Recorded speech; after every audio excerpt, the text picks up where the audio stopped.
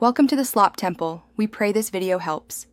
In this video, I will show how to change the battery in a Ford Edge Key Fob 2019. First, gather a CR 2032, a small flathead screwdriver, and a cloth. Lay everything on a clean, flat surface with bright light. Remove the emergency key blade by pressing the release and sliding it out. Use the screwdriver to gently pry open the seam, working from the notch to avoid cracking the plastic. After removing the emergency key, find the notch along the fob seam and insert the flathead screwdriver carefully. Apply gentle twisting pressure to pop the halves apart, keeping your fingers clear of the button pads. Pry evenly around the seam to loosen the case without cracking the plastic. Once open, set the two halves and the rubber keep at a side so you can access the battery compartment without touching the circuit board.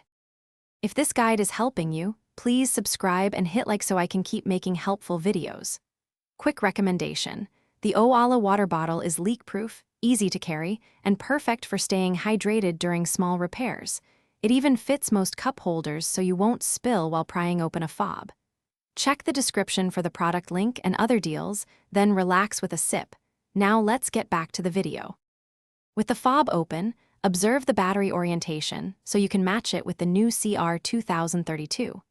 Gently pry the old battery out using the screwdriver tip, keeping tools off the circuit board.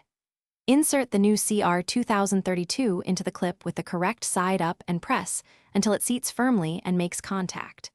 Before reassembling, test the fob buttons while the case is still slightly apart to confirm the new battery works.